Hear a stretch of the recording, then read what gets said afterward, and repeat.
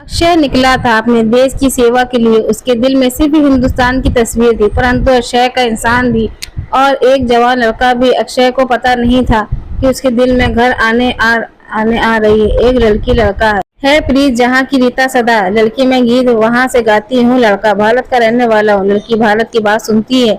अक्षय उस प्लाई की बनी दीवार पर हाथों से ठोक ठोक कर गाना गा रहा था, परंतु उसे बिल्कुल भी आशा नहीं थी कि कोई सुरीली आवाज में प्लाई से बनी दीवार के दूसरी तरफ भी उसका गाना उसी तरह दीवार के पीट पीट कर आगे बढ़ाएगी। यह आश्चर्यचकित होकर कुछ पल के लिए रुक गया। थोड़ी देर बाद उसने फिर से शुरू किया, एक नए गाने के बोल, ए मेरे वतन के लोगों जरा आंख में भर लो पानी। इतना गाना गा कर वह ऐसा रुक गया, जो शहीद हुए हैं उनकी जरा याद करो कुर्बानी। दूसरी तरफ से गाना आगे बढ़ने ही खिलखिलाकर हंस पड़ा। उसके हंसते ही दूसरी तरफ से ही हंसने की आवाज आ रही थी। उसके मन में एक लड़की को देखने की जिज्ञासा हुई, परंतु वह नहीं देख सकता था क्योंकि उन दोनों के बीच एक प्लाई की दीवार थी और आगरा की एक कॉलोनी में एक होटल में रहता था। दूसरी तरफ गर्ल्स हॉस्टल था। शायद दोनों की आवाज इस तरफ से उस तरफ जाने का एकमात्र साधन था।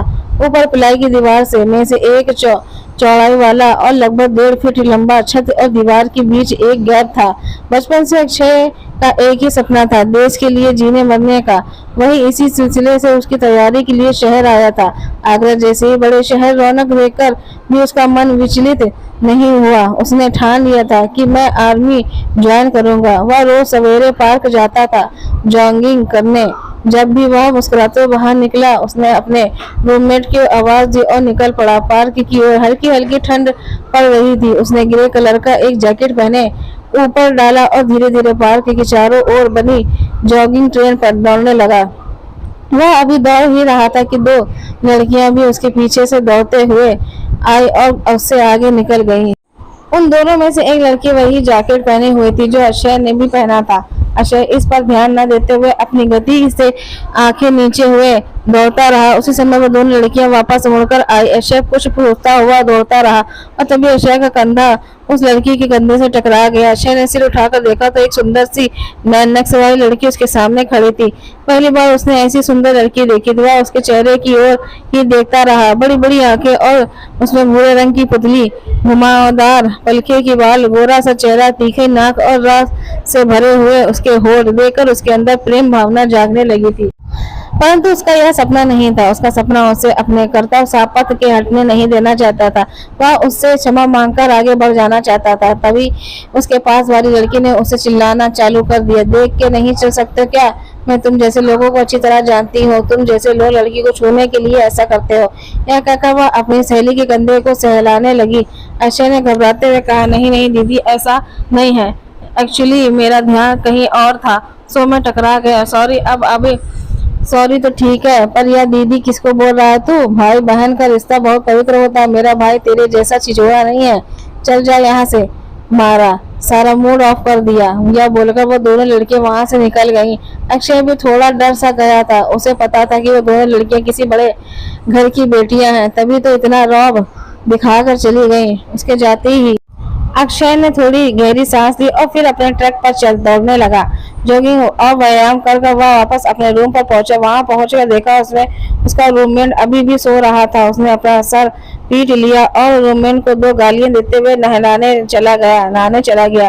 9 बज चुके थे और उसे अपनी जनरल नॉलेज वाली क्लास भी अटेंड करने जाना था। उसी आज परीक्षा भी थी, परंतु अभी तक टिफिन वाला टिफिन लेकर नहीं आया था। वह उसका इंतजार करते बिस्तर पर तकिए का गला दबाए बैठा था कि वहाँ कुछ यूं ही गुनगुनाने लगा, हर रकम करम अपना करेंगे वतन तेरे लिए। उसके आधा गाते ही उसे फिर से वही सुरीली आवाज आई, दिल दिया है जान भी देंगे अक्षय तेरे लिए। अक्षय हंस पड़ा। उसने जोर से चिल्लाते हुए कहा, इस अक्षय को किसी लड़की की जान ना चाहिए, और हाँ, किसी लड़की के प्यार के लिए नहीं, बिना यह तो अपने देश पर शहीद होने के लिए बना है। आप किसी और अक्षय से इश्क लड़ाइए। तब तक उसका टिफिन वाला वहीं पहुंच चुका था। उसने टिफिन वाले को देर से आने की वजह से अच्छा खासा डांटा और उसने टिफिन लेकर खाने बैठ गया। अक्षय का रूममेट अब तक बिस्तर पर मगरमच्छ की तरह पड़ा था। आधी आंखें खोलकर अक्षय ने उसे देखकर कहा, तू का साले मगरमच्छ की तरह पड़े रहा यहाँ पर? टिफिन वाला फिर से आलू की सब्जी दे गया। गधा कहीं का, क्या बात है, आज तो पनीर की सब्जी बनी है, किसी को खाना है तो आ जाओ। मेरे पास फिर दीवार के उस पार से किसी लड़की की आवाज आई। अक्षय जानता है क्या उसी के लिए कही गई है। अक्षय ने भी उसका उत्तर अलग तरह से दिया। अबे मगरमच्छ उठ बे, कोई कोई टिफिन वाला पनीर की सब्जी देता है और एक हमारा टिफिन वाला जो हमें रोज आलू की सब्जी देता है। वैसे वह कौन सा टिफिन वाला है? इस बार उस तरफ से कोई उत्तर नहीं आया, सिर्फ हल्की सी हंसी की आवाज आई। अक्षय भी मुस्कुराता हुआ अपनी कोचिंग जाने के लिए निकल पड़ा। कोचिंग में जब अपनी कोई प्रश्न पूछा जाता तब अक्षय ही सबसे पहले उसका जवाब देता था। वह बहुत मेहनत कर रहा था आर्मी ज्वाइन करने के लिए। वह कोचिंग और बीएएफ से कलेक्शन की परीक्षा दिलाकर वापस आया और थककर ऐसा चूर हुआ था कि पलंग पर हाथ पैर फैलाकर भैंसे के तरीके सो गया। उसका रूममेट अभी रूम पर नहीं था। उसकी आंख थोड़ी सी लग गई थी कि दरवाजे पर किसी ने दस्तक दी। वह झुंझुला कर उठा और देखा तो उसका रूममेट और टिफिन वाला आया था। रूममेट के अंदर आने के बाद उसने वापस दरवाजा बंद किया और खाना खाकर सो गया, परंतु अब उसकी आंखें में नींद नहीं थी। नींद एक ऐसी चीज है जो अगर एक बार खराब हो जाए तो जल्दी नहीं आती। वह लेटे लेटे अपनी परीक्षा के बारे में सोचने लगा। अक्षय ने अपने रूममेट से कहा, कुछ दिन बाद परीक्षा का रिजल्ट आ जाएगा, भगवान करे मैं पास हो जाऊं और मेरी बीएसएफ ने सिलेक्शन हो जाए। रूममेट अभी पुस्तक भी पढ़ रहा था। उसने अपनी पुस्तक किनारे रखते हुए कहा, अरे ओ जाएगा, तू तैयार भी तो हो, बहुत मेहनत से कर रहा था। कुछ दिनों बाद परीक्षा का रिजल्ट आ गया। उसमें अक्षय का सिलेक्शन हो चुका था। उस दिन अक्षय बहुत खुश था। वह रात भर अपने सपने को हकीकत में बदलते देख कर अपने हकीकत के सपने में खोया रहा। आज वह इतना खुश था कि सब भूलकर वह फिर गाने लगा, मेरा मुल्क मेरा देश मेरा ये वतन, शांति का उन्नति का प्यार का चमन, तुम्हारे वास्ते निसार है मेरा तन मेरा मन। उधर से फिर से वही सुरीली आवाज आई।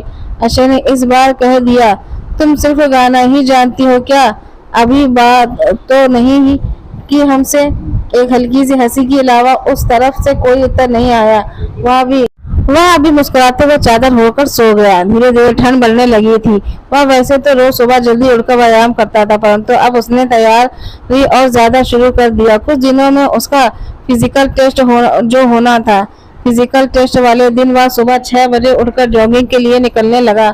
उसने अपने रूममेट को रोज की तरह फिर आवाज दी, अबे आज तो चल, कितने दिनों से तो तूने मेरे साथ जॉगिंग नहीं की। मैं जा रहा हूँ, तू आ जाना। मेरी फिजिकल टेस्ट है, उसमें भी सिलेक्शन हो गया तो मेडिकल तो निकल ही जाएगा और फिर मेरा सपना साकार हो जाएगा। उठ, अबे उठ जा, मैं जरा जा रहा हूँ। वह यह कहता हुआ वहां से निकल गया। आज वह बहुत खुश था। उसके चेहरे पर खुशी साफ झलक रही थी। वह जॉगिंग ट्रैक पर दौड़ता रहा। उसने अपने सपने में खोया हुआ। तभी अचानक वहां फिर किसी से टकरा गया। टकराते ही वह अपने सपने से बाहर आया और देखा तो सामने फिर वही दोनों लड़कियां खड़ी थी और आज भी वही उसी लड़की से टकराया था जो अब वह आज भी उसके मैचिंग वाला जैकेट पहनी हुई थी। वह उसे सारी बोलने वाला था, परंतु उसने पहले ही अपनी सहेली की तरफ देखा कि वह कुछ बोलने वाली है या नहीं, परंतु वो दोनों ने उसे कुछ नहीं बोला, सिर्फ खा जाने वाली नजर से देखती रहे। जब कुछ देर बाद दोनों ही कुछ नहीं बोला तब अक्षय ने कहा, सॉरी मैम। वो लोग फिर भी उसे उसी तरह घूरते ही रहे। अब अक्षय ने आगे कहा, अरे गलती से टकरा गया मैम। इस बार मैम बोल रहा था, दीदी नहीं बोल रहा था। यह सुनकर दोनों को हंसी आ गई और वे दोनों दौड़ते हुए चली गए। अक्षय भी अब उनको हंसता देखकर मुस्कुराता हुआ अपने ट्रैक पर दौड़ने लगा। वह वापस हॉस्टल आया और थोड़ा आराम करने के बाद नहा धोकर फिजिकल टेस्ट के लिए निकल पड़ा। आज भी उसका टिफिन वाला देर से आया था। वह बिना खाए ही निकल पड़ा। फिजिकल टेस्ट के पास होने के बाद मेडिकल टेस्ट वह दोनों के पास हो गया। उसमें वह 1 महीने के अंदर ट्रेनिंग ज्वाइन करने के लिए बोला गया। वह उस दिन बहुत ज्यादा खुश था।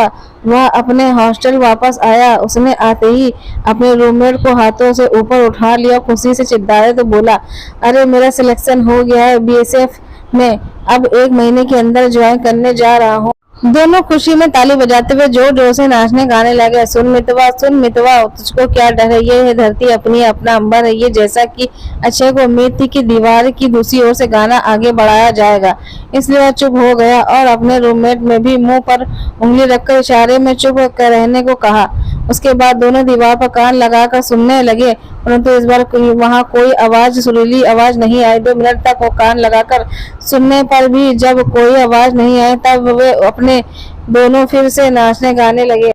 अगले दिन सुबह वह फिर से जॉगिंग के लिए निकला, परंतु इस बार वह रूममेट को जबरदस्ती उठाते हुए कहा, यार आज तो साथ चल ले, आज अब तक कुछ दिन का ही मेहमान हूँ यहाँ पर, फिर तो पता नहीं कभी जिंदगी में मिलना होगा या नहीं। उसका रूममेट अंगड़ाई लेते उबासी खाते हुए उठा और उसके साथ चलने को तैयार हो गया। दोनों आज फिर मस्ती से झूमते हुए जॉगिंग करने लगे। अच्छा, आज को दूर तो आती ही हो। वो दोनों लड़कियां फिर से दिख गईं। उसने अपने रूममेट को बताते हुए कहा, देख देख उधर, अरे मेरे हाथ की सीधी ओर देख, वो दोनों वही लड़कियां जिससे मैं 2 बार टकरा गया था। और वो उसके बाजू वाली लड़की ने मुझ पर चिल्लाया, वाह वाह यार, तेरी क्या किस्मत है यार, इतनी सुंदर लड़की से तू टकराया, काश मैं टकराया होता तो मेरी लाइफ ही बदल जाती। उसके रूममेट ने कहा, अरे चुप कर, वो दोनों दिखती नहीं मुझसे कितनी रईस है, वह तो मैं एक सीधा सा आदमी, इसलिए मुझे उसने सिर्फ डांटा, परंतु मुझे तो अपनी पैरागॉन चप्पल के पिटती। अक्षय ने कहा। दोनों हंस पड़े और फिर दूसरी तरफ मुंह करके आगे बढ़ गए।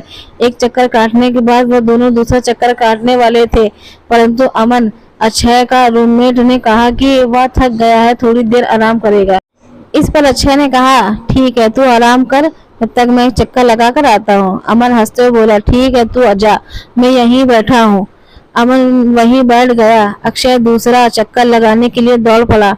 उसके आगे आगे 2 लड़कियां ऐसे चल रही थी जैसे वह उसके आगे नहीं जाने देना चाहती थी। अक्षय यह देखकर उनके पीछे पीछे ही चलने लगा।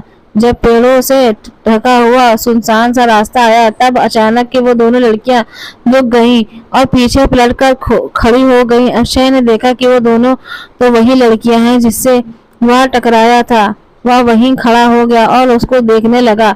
तुम इतने बड़े बदतमीज हो कि लड़कियों को छेड़ना तुम्हारी आदत बन गई है। पहले 2 बार तो तुम उनसे जानबूझकर टकरा गए और आज तो हद ही कर दी, तुम हमारा पीछा करने लगे। तुम ऐसे नहीं मानोगे, रुक जाओ, पुलिस को बुलाती हूँ। उस दूसरी लड़की ने यह कहते हुए अपना मोबाइल निकाला और कुछ बटन दबाने लगी। ओ मैडम, हमारा यह छेड़छाड़ वाला काम ना है, हम तो वैसे भी कुछ दिनों बाद यहाँ से चले जाएंगे, तब आप आराम से घूमना, आपसे टकराने वाला और छेड़ने वाला कोई ना होगा। अक्षय ने आज थोड़ा हिम्मत दिखाते हुए बोल ही दिया, परंतु आज तो तुझे पुलिस के हवाले करके रहूंगी ताकि तुम कहीं और जाकर वहां पर भी छेड़छाड़ी ना शुरू कर दो। उस लड़की ने जवाब दिया, हमारे यहाँ समझ में नहीं आ रहा जिसमें हम टकराए, वो तो कुछ नहीं बोल रही, आप शुरू हो जा रही हो। उसके मुंह में जवाब ना था कि अक्षय अपनी गांव वाली भाषा से बोलने लगा, मेरे रहते यह क्यों बोलेगी, तू मेरे से निपट ले। पहले उस लड़की ने अपनी टी-शर्ट की वहाँ ऊपर करते हुए बोली, जैसे अब वह हाथापाई करना चाह रही हो। हम कोई कपड़े धोने वाले थोड़े जी रिया है जो निपट से हमारे गांव में तो ऐसी छोरियां ना होती पट पट बोलने वाली। हम तो आर्मी वाले हैं, बीएसएफ से जा रहे हैं, तुम्हारे बच्चे के खातिर हम छेड़छाड़ न करते जाए, रपट लिखाना है तो लिखा लो, या बोलकर वहां से निकल पड़ा। अक्षय अमन के पास पहुंचा और बोला, ये दोनों लड़कियां बहुत ही झगड़ालू हैं, यह जबरदस्ती मुझसे उलझती रहती हैं। वह जो सुंदर सी लड़की है वह तो कुछ ना बोलती, शायद गूंगी होगी। चल हॉस्टल चलते, ये दोनों जब भी मिलती हैं झगड़ा करके मूड ऑफ कर देती हैं। अक्षय और अमन दोनों वापस हॉस्टल पहुंचे। अक्षय की ट्रेन 3 दिन बाद की थी। वह ट्रेनिंग ज्वाइन करने से पहले अपने गांव जाना चाहता था। गांव से वापस आकर ही ट्रेनिंग ज्वाइन करने वाला था। अच्छा, हॉस्टल पहुंचकर फिर गाना गाने लगा, लेकिन इस बार कोई देशभक्ति गाना नहीं गा रहा था। जिंदगी एक सफर है सुहाना, यहाँ कल क्या है किसने जाना। अक्षय ने उस गाने के बीच ही रोककर दीवार के उस पार वाली सुरीली आवाज की प्रतीक्षा करने लगा, परंतु आज भी जब उस तरफ से कोई आवाज नहीं आई, तब अक्षय ने चिल्लाते हुए कहा, 3 दिन बाद जा रहा हूँ अपने गाँव, फिर हमारा गाना सुनाई ना देगा। 3 दिन 2 गाना गा लो मेरे साथ। अक्षय कुछ देर इंतजार करता रहा उसके उत्तर का, परंतु कोई उत्तर नहीं आया। अब अक्षय ने अमन से कहा, यार आजकल उस तरफ से गाने की आवाज क्यों नहीं आती, वह कहीं हॉस्टल छोड़कर चली तो नहीं गई यार, फिर बीमार तो ना पड़ गई, क्या पता। पर तू इतना क्यों चिंतित हो रहा है, तुझे उस लड़की से क्या मतलब, तू तो देश सेवा के लिए बना है ना। अमन ने कहा, अरे हाँ, परंतु मेरे सीने में भी तो दिल है ना। मुझे ऐसा लगता है जैसे मुझे उससे प्यार हो गया है। लगभग 1.5 साल से यहाँ रह रहा हूँ। कभी उसकी शक्ल नहीं देखी मैंने, परंतु उसकी उस सुरीली सी आवाज का दीवाना हो गया हूँ। मुझे लगता है कि वह मेरे लिए ही बनी है, वह मेरे लिए ही गाती है। परंतु एक बात समझ में नहीं आती कि दिल मेरा इसको चाहता है और मन मेरा उस बगीचे वाली लड़की को। वह लड़की इतनी सुंदर है, मैं जब भी उसे टकराया मेरा दिल उसके लिए भी धड़का। मुझे तो दोनों पसंद है, अब क्या करूं। अक्षय ने अपने दिल की पीड़ा बताई। अमन उसकी बातें सुन रहा था और अपने टूथब्रश से दांतों को घिसला रहा था। फिर मुंह को पानी से कुल्ला करते हुए बोला, अबे तू किस लफड़े में फंस गया? छोड़ दे, दोनों को भूल जा। ये दोनों अमीर खानदान की होगी, तेरी दाल नहीं गलेगी। तू अपने अक्षय पर ध्यान दे, अमन ने उसे समझाया। अक्षय अमन की बातों को सुनकर बहुत कुछ देर सोचता रहा। फिर उठकर अपना टॉवल अपने कंधे पर रखकर बाथरूम की ओर बढ़ते हुए कहा, हाँ यार, तू सही कह रहा है, परंतु क्या है ना, किसी वह बगीचे वाली लड़की है ना, मुझे लगता है वह मेरे लिए लकी है। वह जब भी मुझसे मिली ना, तब तक मैं परीक्षा में पास हो गया और वह इस बाजू वाली सुरीली कन्या को दिल बहुत चाहता है। भुला ना पाऊंगा इन दोनों को मैं जिंदगी भर। अक्षय यह कहते हुए नहाने चला गया। अक्षय बाथरूम में शावर चालू कर कूद कर नहाने लगा। अमन बाहर उसके कूदने की आवाज सुनकर हंसता रहा। थोड़ी देर बाद सब कुछ एकदम शांत हो गया। बाथरूम में से कोई आवाज नहीं आई। अमन चुपचाप उस पर सिर शांति से एक बार फिर पुकार सुनने की कोशिश करने लगा, जैसे वह जानता था कि अक्षय अभी आवाज देगा। उम्मीद के मुताबिक अक्षय ने अमन को आवाज दी, अमन भाई प्लीज मेरे कपड़े दे दो, मैं लाना भूल गया। अमन जानता था, इसलिए वह पहले से ही हंस रहा था। उसने बोला, आज तो मैं तेरी बात नहीं मानूंगा, आज मैं तुझे ऐसे ही बाहर आना होगा। अक्षय बाबा उससे गिराते रहा। अमन भी जमकर हंसता रहा। जब अमन ने सहायता नहीं की तो अंत में अक्षय टॉवल को लपेट कर बाहर आया और देखा कि उसके अंतर वस्त्र पलंग पे ही रखे थे। वह उसे उठाने लगा तब अचानक अमन कुर्ती के साथ उठा और उसके कपड़ों को हाथ से उठाकर बोलने लगा, ले पकड़, ले पकड़। अक्षय जानता था कि अगर वह कूद कर कपड़े लेगा की कोशिश करेगा तो टॉवल निकल जाएगा। उसने उसके हाथ से लेने की बहुत कोशिश की, परंतु नहीं ले पाया। तब उसने अमन को धक्का दिया, जिससे वह पलंग पर गिर गया। तब वह कपड़े लेकर तुरंत उठा तो देखा उसका टॉवल खुल चुका था। वह तुरंत बाथरूम की ओर भागा। अमन ठाठा लगाकर बहुत देर तक हंसता रहा और बोलता रहा, जाते जाते मेरी इज्जत लूट गई मैंने। अक्षय अब तैयार होकर बाथरूम से बाहर निकला तो देखा अमन अब तक जोर जोर से हंस रहा था और उस हंसी के एक साथ कन्या भी हंसी सुनाई दे रही थी। अक्षय समझ गया वह बाजू वाली लड़की हंस रही है।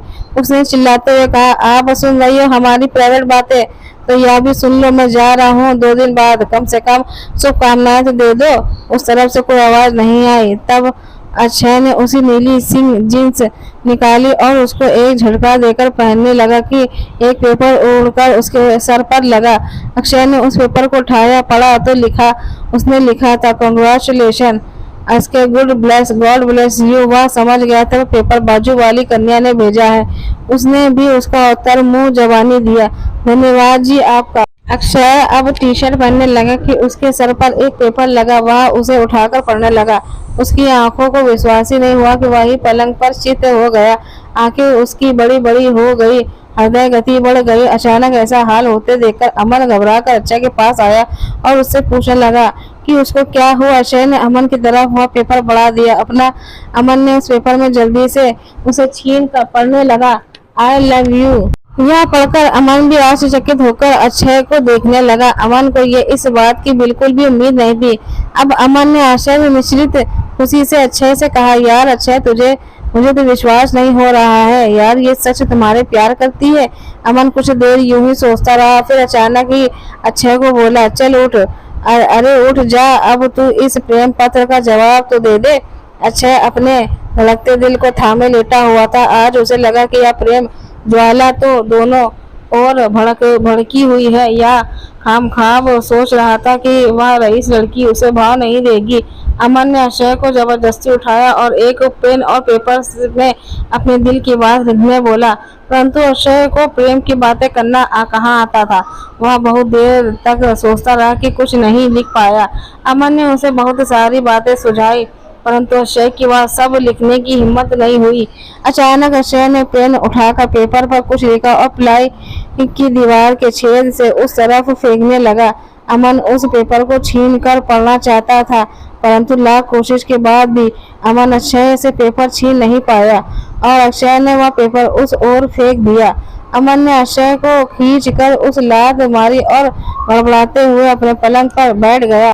अक्षय को अपनी ओर देखकर हंसता रहा। अमन की नजर अब उस छेद पर ही टिकी थी कि उस ओर से कोई उत्तर आएगा तो वह अक्षय से पहले पड़ेगा। अक्षय अमन की योजना से अनजान अपने पलंग पर बैठकर उस लड़की को ख्वाब देखता रहा।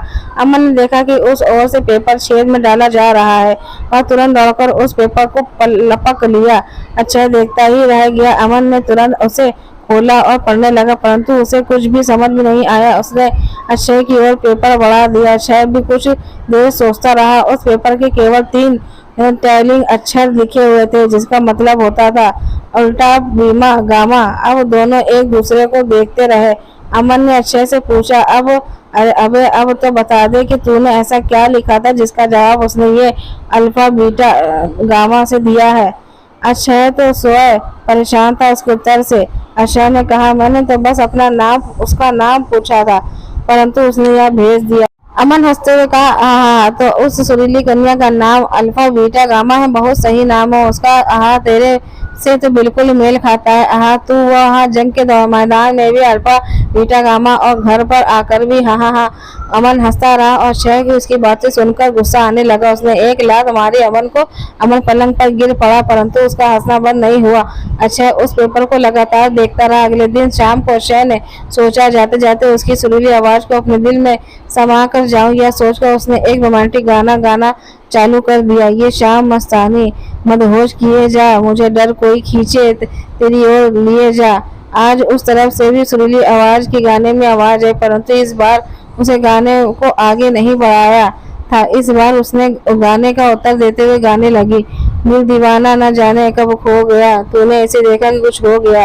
अक्षय को उसका उत्तर बहुत पसंद आया। उसने भी उसका उत्तर देते हुए गाने लगा, हो गया है तुमको तो प्यार सजना, लाख कर ले तू इनकार सजना, दिलदार सजना, ये प्यार सजना। अक्षय ने उत्तर से उस लड़की को हंसी आ गई। उसने उसका उत्तर देते हुए गाने लगी, मैं जो जी रही हूँ वजह तुम हो। अक्षय भी मुस्कुराकर उसका उत्तर दिया, 2 दिल मिल रहे हैं मगर चुपके चुपके, सबको हो रही है खबर चुपके चुपके। अब उस लड़की ने भी उसका उत्तर बड़े ही रोमांटिक अंदाज से दिया, बाहों में चले आओ हम इनसे सनम क्या पर्दा, चले ही जाना नजर चुरा के, ये फिर हामी सी साजन तुमने मेरी कलाई क्यों किसी को अपना बना के छेड़ दे, ऐसा कोई नहीं करता। अक्षय उसके उत्तर को सुनकर मुस्कुराता रहा। आज उसकी यह इच्छा पूरी हो सकती है।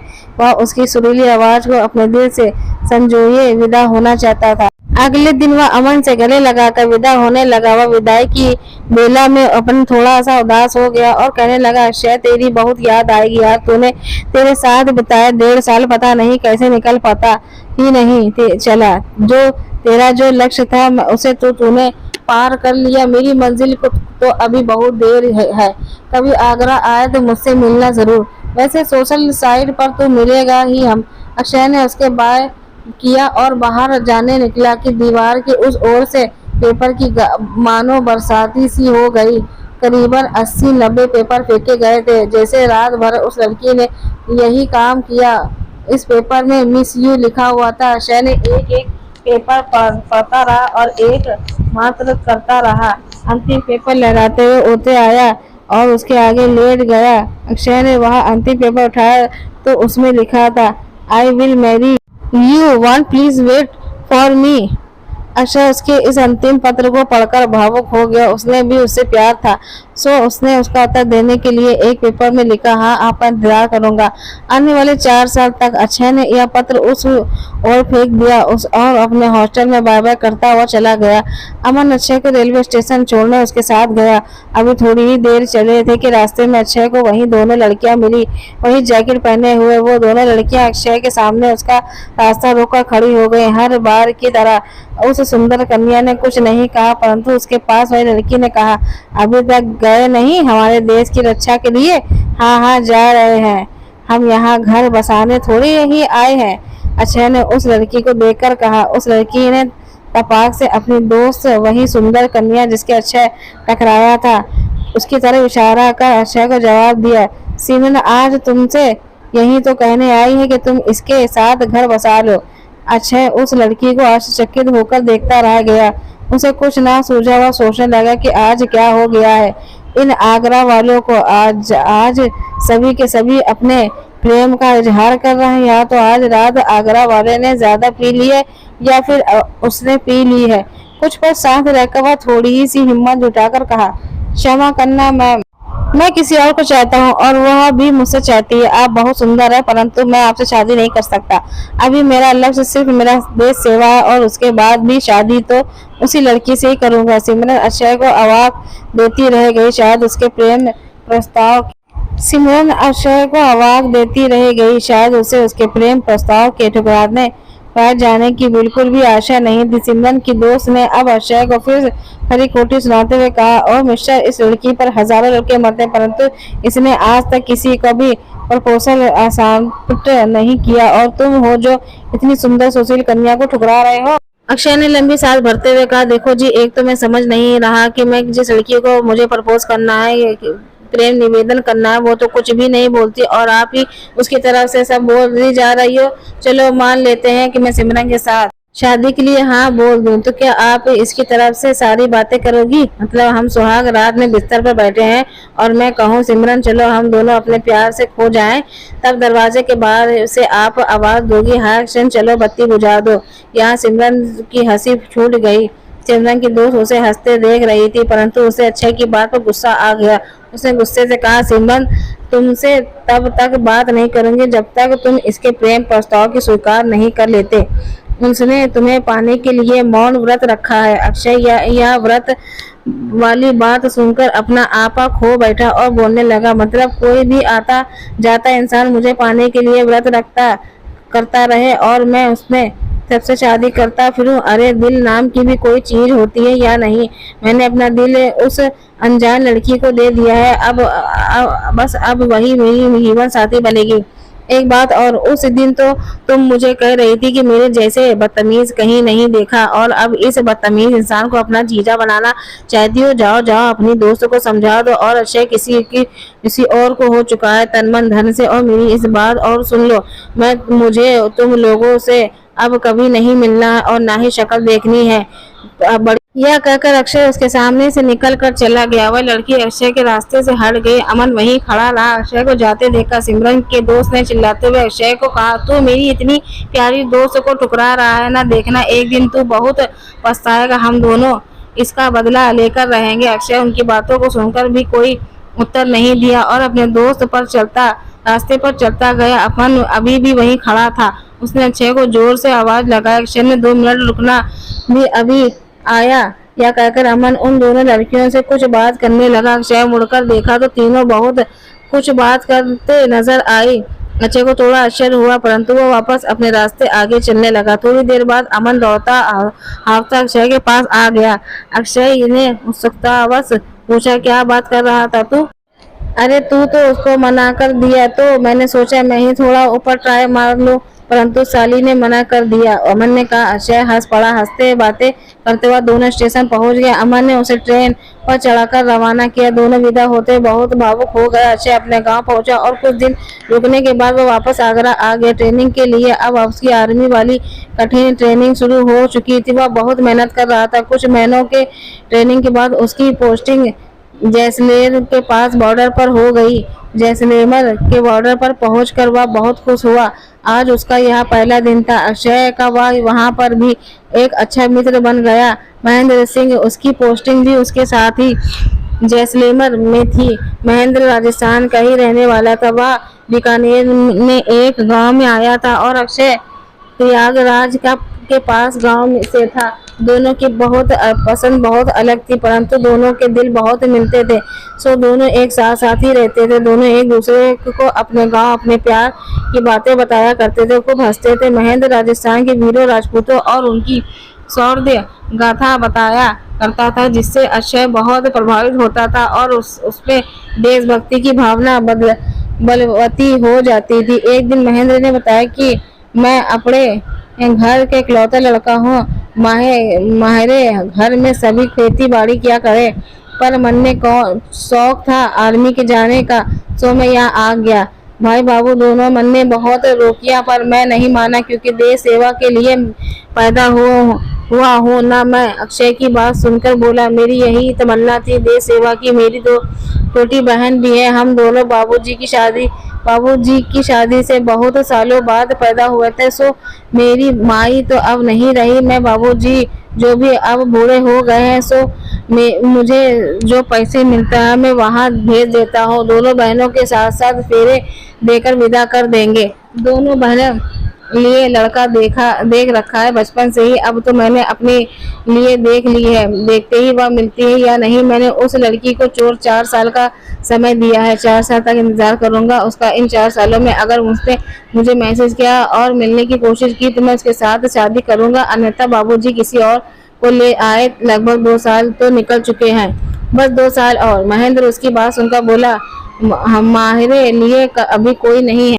माई बोल रही थी कि वह अभी देख रही है। दोनों आपस में इसी प्रकार बातें करते और अपना काम करते। महेंद्र और अक्षय की ड्यूटी एक साथ ही लग रही थी, लेकिन अचानक महेंद्र के घर में चिट्ठी आई और महेंद्र छुट्टी लेकर घर चला गया। वह जाते समय भी अक्षय से मिला नहीं। अक्षय का उसके साथ रहकर हमेशा मन लगा रहता था। अब अक्षय उसकी अनुपस्थिति के उसके बताए गए वीरों की वीर गाथा याद किया करता था। उसके अंदर देशभक्ति की भावना और बलवती होते गई। कुछ दिन ऐसे ही निकलने के बाद अचानक कमांडर का आदेश आया कि पाकिस्तान की ओर से कुछ आतंकवादी जैसलमेर के रास्ते में हमारी सीमा की रात को प्रवेश करने वाले हैं। उनका आज रात को मुकाबला करना है। कमांडर ने 30 लोगों का एक दल बनाया, जिसे अक्षय को भी रखा गया को बॉर्डर पर रात को तैनात किया गया। अक्षय अपने दल के साथ वहां पहुंच गया। कमांडर ने जैसे आदेश दिया अभी उस पोजीशन से छिपकर बैठ गए। जैसी खुफिया सूचना मिली थी उसे अनुसार वहां पर रात में कुछ लोगों के आने की आवाज सुनाई दी। अभी उत्सुकता से उनके आने का इंतजार कर रहे थे। उन घुसपैठियों को भी शायद भारतीय आर्मी की जानकारी थी। वो सभी सतर्क पूर्वक छिपाते आ रहे थे। वे करीबन 80-90 के आसपास थे, परंतु वह एहसास किसी को और नहीं था। वे इतनी बड़ी संख्या में आ रहे थे। जैसे एक घुसपैठिया निकल आया, तब कमांडर को नजर आया कि करीबन 10 लोग घुसपैठ करने आ रहे हैं। सो कमांडर ने अब उनके निकट आने का इंतजार किया। जैसे ही वो निकट आए, कमांडर ने फायर का आदेश दिया और सभी ने फायरिंग शुरू कर दी। उन घुसपैठियों को उसका पहले से ही आदेश था कि वो सभी अपने पोजीशन में आ गए। दोनों ओर भीषण गोलीबारी हुई, जिसमें भारत के 6 जवान शहीद हो गए, 15 जवान घायल हो गए। परंतु खुशी की बात यह थी कि वह सभी 10 घुसपैठियों का सफाया हो गया। कमांडर ने सभी को आवाज पोजीशन के रहने की सलाह दी, ताकि अगर कोई और भी घुसपैठियां हो तो उनको देख ना सके। करीब आधे घंटे तक कोई हलचल नहीं होने पर कमांडर ने कहा कि चलो, अब यहाँ कोई नहीं है।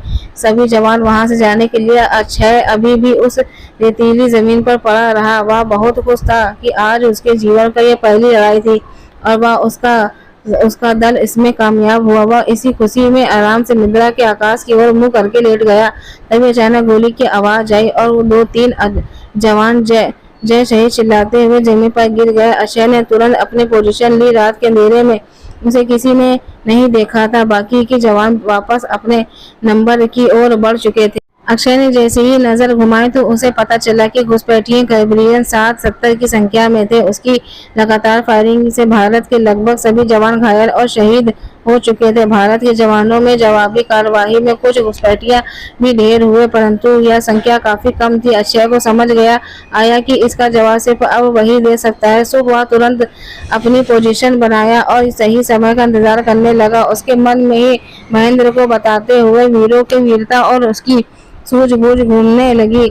जब चारों तरफ फायरिंग बंद हो गई तब उसे घुसपैठिया सभी बकन्नों से जाकर देखने लगा कि कौन कौन जिंदा है, कौन जिंदा मिलता है तो उसमें भूलने लगते। परंतु अक्षय बनकंदर पर नहीं था, सो कोई उसे देख नहीं पाया। अक्षय महाराणा प्रताप की तरह सही समय देखकर धावा बोलना चाहता था और अब वह समय आ चुका था जब उसने एक ग्रेनेड और जाते हुए घुसपैठियों पर फेंका था, जिसमें लगभग 40 घुसपैठिया मारे गए। इस अचानक हुए हमले में सौ वे चौंक पड़े थे। वे सभी वापस भागने लगे, परंतु उन्हें पता नहीं था कि वो जिस ओर भाग रहे हैं उसी ओर तो उनका काल बनकर अक्षय खड़ा था। अक्षय ने अंधाधुंध गोलियां चलाती शुरू कर दी, जिससे लगभग सभी घुसपैठिया मारे गए और कुछ घायल हुए। अक्षय ने तुरंत बकंदर से फोन कर हैंड क्वार्टर से सूचना दी कि वहां से बहुत से जवान आए और सभी घायलों को आर्मी हॉस्पिटल पहुंचाया गया। अक्षय को भी हाथ में थोड़ी खरोंचें लगी थी, उसको भी प्राथमिक उपचार करने के बाद वापस भेज दिया गया। अगले दिन अक्षय का नाम सभी समाचारों पत्रों से हेडलाइन पर था। अक्षय और उसके घर वालों का समाचार पढ़कर बहुत खुश हुए। कुछ दिनों बाद कुछ चैनल वाले अक्षय का इंटरव्यू लेने आए। अक्षय ने बेबाकी से अपनी सारी बातें बताई। चैनल वाले ने उसकी वीरता, परिवार और उसके प्यार के बारे में बहुत कुछ पूछा। अक्षय ने अपने बहुत सारे किस्से सुनाए। यह अक्षय का पहला इंटरव्यू था। उसे यह इंटरव्यू देकर बहुत अच्छा लगा। जब यह इंटरव्यू टीवी पर आया था तब सभी को अक्षय की वीरता पसंद आई और उसके हॉस्टल वाले प्यार ने सभी को बहुत गुदगुदाया। इस इंटरव्यू के बाद अक्षय घर घर में प्रसिद्ध हो चुका था। अक्षय को कुछ दिनों बाद उसकी वीरता के इनाम स्वरूप उसे सेनाबाद में बड़ा पद दिया गया। उसे मैनेजर बना दिया गया। उसका उसका अब स्थानांतरण उसके पठानकोट पंजाब भेज दिया गया था। अक्षय जब पंजाब पहुंचा तो वहां के लोगों ने दरियादिली और जोशीलापन देखकर बहुत प्रसन्न हुआ। यहाँ भी अक्षय को ऐसा इंसान मिल ही गया जो अक्षय के साथ दोस्त जैसा रहे। अक्षय के साथ काम करने वालों में एक जतिंदर सिंह था। उसके साथ अक्षय की अच्छी बनने लगी। जतिंदर अक्षय का सारा काम देखता था। जतिंदर सिंह जब भी अपने घर से आता अक्षय के लिए पंजाबी खाना लेकर आता था। कभी छोले भटूरे लेकर आता तो कभी सरसों का साग। अक्षय को पंजाबी खाना बहुत पसंद आने लगा। लस्सी का तो वह दीवाना सा हो गया। जब भी कोई उसके केबिन में आता वह उसे लस्सी का ही आग्रह करता था, जिससे उसको भी पीने मिल जाए। अक्षय जब भी कुछ खाना ऑर्डर करवाता तो जतिंदर सिंह के लिए भी करवाता। जतिंदर भी अक्षय के बहादुरी पर बहुत फिदा था। वह उसके बार बार उसके कारनामों के बारे में पूछता रहता था। अक्षय भी उसे बड़े ही चाव से बताया करता था। एक दिन अक्षय ने जतिंदर से पूछ लिया कि वह भी कुछ अपने और पंजाब के बारे में बताया। तब जतिंदर ने कहा, मैं क्या गल करूं साहब, मैं तो शादीशुदा हूं। मेरे नाल एक ऐसी लड़की ब्याही गई है, क्या बताऊं, बहुत ही लड़ाकू है साहब, पर क्या करूं, वही गुरु की मेहर है। हम तो पंजाबी है ना, हमारे अंदर जोश बहुत होता है तो बिना लड़े मन ही नहीं बनता। हाँ, मैं अब वह कुड़ी नहीं लड़ती ना, मैं ही उसे उल्टा सीधा उसे दस्त देता हूँ। हाँ, अक्षय उसकी बातें जोर से हंस पड़ा। अक्षय को उसकी पंजाबी के बात करने की वजह से बहुत हंसी आती थी, इसलिए वह उसके साथ बहुत मजे में रहता था। जतिंदर एक बार बोला, शुरू करता हूँ, चुप भी नहीं होता है। वह अब भी लगातार बोल रहा था, अरे साहिब, मेरा ब्याह कैसे हो, आपको कैसे दस दूं। मैंने घोड़ी ऊपर बैठा था और वह मैंने देखूं झरोके पर आई। वह नीचे मुंडी किया सी और मैं सारे दोस्तों ने उसे देख लिया सी, पर मैं नहीं देखी सी। जतिंदर उसकी कहानी सुनता रहा। जतिंदर अपनी कहानी सुनाता रहा। इस बीच अक्षय का उल्टा बीटा गामा को याद करने लगा। उसे उसकी बड़ी याद आ रही थी। तब अब उसे बेचड़ी 3 साल से ऊपर हो चुका था, परंतु उसका कोई संदेशा अब तक नहीं आया था। वह उसके संदेशों का इंतजार ही कर रहा था कि उसे अचानक याद आ गया कि उसने बहुत दिनों से सोशल साइट नहीं चलाई और वह तुरंत सोशल साइट खोला और उसने अमन के मैसेज को ढूंढने लगा। कुछ ही देर मैसेज चेक करने के बाद उसे अमन का कहीं मैसेज नहीं दिखा। वह थोड़ा उदास हुआ, वह सोचकर कि उसने उसे याद ही नहीं किया, परंतु अक्षय ने खुद ही उसे मैसेज कर दिया। अक्षय ने जब एक नज़र फ्रेंड रिक्वेस्ट पर डाली तो देखा किसी अल्फिया गमा नाम की किसी लड़की की रिक्वेस्ट आई हुई थी। उसने दिमाग पर बहुत जोर डालने के बाद उसने समझ आया कि कहीं वह वही तो नहीं। उसने अपनी प्रोफाइल को अच्छे से देखा, परंतु उसे कोई सबूत नहीं मिला।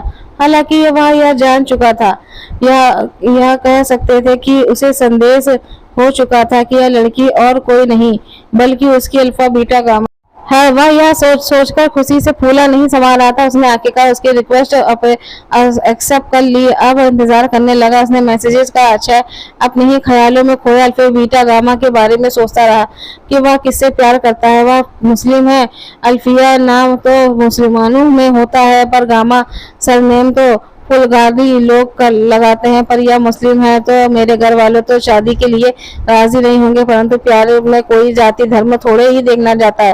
विचारों का अंतर्दर्द उसके मस्तिष्क के चलता रहा। इधर जतिंदर अपनी कहानी सुनाता रहा। जतिंदर को पता भी नहीं था कि अक्षय तो अपने ही ख्यालों में गुम है। वह उसकी कहानी सुन नहीं रहा था।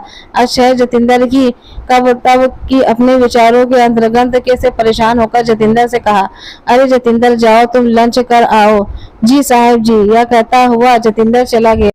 अक्षय कुछ देर यूं ही सोचता रहा। उसके बाद वह अल्फिया को फोटो देखने लगा। वह बहुत ही खूबसूरत लग रही थी। अभी वह फोटो देखकर उसने अपने पसीने पोंछ ही रहा था कि अल्फिया का मैसेज आ गया। अक्षय का दिल उसके मैसेज को देखकर जोर से धड़क उठा। उसने अल्फिया के साथ मिस यू कहकर बातचीत शुरू कर दी। अक्षय अपने हॉस्टल के दिनों को याद करता और कहता कि कितने अच्छे दिन थे। हम दोनों दीवार के पीठ लगाकर गाना गाते थे। अक्षय अपनी पुरानी यादों को खो रहा था और अल्फिया अक्षय से बिछड़ने के बाद वाले दिनों के बारे में पूछती रहती थी। अक्षय भी उसे वो सब बात बताता रहता था कि वह इस पद पर तक पहुंच गया कि क्या खतरा था, कैसे उसने उन घुसपैठियों को मारा, आदि। वह इस सब बातों को बड़े ही चाव से सुनती थी। अब दोनों रात भर चैटिंग करने लगे। दोनों अपने प्रेम की पीगी बढ़ाते रहे। अक्षय ने शादी के लिए तारीख भी पूछ ली, परंतु एक सवाल अक्षय के मन के कचोट रहा था कि उसके साफ साफ जानना चाहता है कि वह सवाल था उसका धर्म। अल्फिया ने बड़े ही शांति से और प्यार शब्दों से कहा, अरे अक्षय, मैं हिंदू हूँ। मेरा नाम के पीछे और कहानी बड़ी विचित्र है। मेरे दादा के एक मुस्लिम परिवार से बहुत गहरी दोस्ती थी। उनकी बेटी का नाम अल्फिया था और जो एक बीमारी से मर गई। उसके मरने के बाद 9 महीने बाद मैं पैदा हुई थी। जब मैं पैदा हुई तब दादा ने उस मुस्लिम दोस्त ने उससे कहा कि मेरी बेटी आपके घर जन्म ली है, और उन्होंने अपनी बेटी की फोटो दिखाई जो मेरे जैसे ही थी। तब मेरे दादा ने मेरा नाम अल्फिया रख दिया। अक्षय को अब थोड़ी शांति मिली। वह बोला, तुम्हारी इस बात से मेरा बहुत बड़ा बोझ हट गया। अब मुझे कोई दिक्कत नहीं है तुमसे शादी को। चलो बताओ, तुम करोगी मुझसे शादी? अल्फिया ने पूछा। तुम पठानकोट में रह रहे हो, मैं कैसे मिल सकती हूँ तुमसे? मैं तुमसे मिलना चाहती हूँ। अक्षय ने बहुत ही प्रसन्नता जताते हुए कहा, अरे तुम यहाँ आ जाओ तो सही। मैं तुम्हारे लिए चांद तारे बिछा दूंगा। तुम्हारे कदम जहाँ जहाँ पड़ेंगे उस धरती की मिट्टी को चूम लूंगा। आखिर मैं भी तो तुमसे मिलना चाहता हूँ। अल्फिया को इसका इस तरह प्यार जताना दीवाना कर गया। उसने अक्षय को कहा, तुम चांद तारे तोड़कर लाओ, मैं इसी महीने की 11 तारीख को तुमसे मिलने आऊंगी। अक्षय उसकी बात पर हंस पड़ा और कहा, ठीक है, मैं तुम्हारा बेसब्री से इंतजार करूंगा। Love you darling. अक्षय अब 11 तारीख का बड़ा ही बेसब्री से इंतजार करने लगा। 11 तारीख को लगभग अल्फिया का मैसेज आया कि उसे उसका मोबाइल नंबर चाहिए। उसने तुरंत अपना मोबाइल नंबर उसे मैसेज कर दिया। कुछ देर बाद लगभग 11 बजे अक्षय के मोबाइल पर एक अनजान नंबर से कॉल आया। वह समझ गया कि यह कॉल अल्फिया का ही है। वह तुरंत उठाकर उसे बात करने लगा। वह कहने लगा कि वह उसे हैंड क्वार्टर के बाहर खड़ी है। अक्षय उसे मिलने की खुशी में दौड़ता हुआ बाहर आया। जैसे कृष्णा अपने मित्र सुदामा से मिलने जाते हैं, वैसे उत्सुकता का और प्रेम का भाव लेकर अक्षय हेड क्वार्टर के बाहर आया। अक्षय ने चारों ओर नजर दौड़ाई तो दूर में एक सुंदर नैन नक्श वाली गोरी सी लड़की, जिसके आंखों में एक बड़ा सा काला चश्मा लगा हुआ था। खड़ी दिखी अक्षय उसे सर से पैर तक एक एक अंग को देखता रहा। उसे वह किसी दिव्य पृष्ठ जैसा लग रहा था। क्या कोई अप्सरा इस धरती पर उतर आई? अक्षय की नजरें उसके चेहरे पर अटक गई। अक्षय थोड़ी देर उसके सौंदर्य का सरपान करता रहा, फिर उसके पास जाकर उससे पूछा, हाय मैं अक्षय, तुम अल्फिया हो ना? उस लड़की ने अपना हाथ आगे बढ़ाते हुए कहा, हाय मेरा नाम राशि कौर है, मैं यहाँ मेरे मंगेतर सलाविंदर सिंह से मिलने आई हूँ। यह सुनते अक्षय का दिल एक जोर से धमाके के साथ टूट गया। उसने वह इतनी देर मुझसे देख रहा था, उसकी अल्फिया समझकर वह कोई और है। अक्षय ने उसका हाथ उससे बिना मिलाए बिना ही वापस खींच लिया और उसे बड़ी लड़की से माफी मांगी। अच्छा यह सोच में पड़ गया कि जिस लड़की की फोटो उसने सोशल मीडिया साइट पर देखी थी वह दिखती तो उसकी जैसी ही थी, फिर वह यह दूसरी लड़की कैसे हो गई? यह सोचता हुआ अक्षय वापस जाने के लिए मुड़ा। तब उस लड़की ने उसे पुकारा, अक्षय डार्लिंग। अक्षय वापस मुड़ा और देखा तो वह लड़की मुस्कुरा रही थी। अक्षय कुछ बोलता उससे पहले कि वह उसे गले से लग कर कहने लगी कि मैं हूँ तुम उसकी अल्फिया हूँ।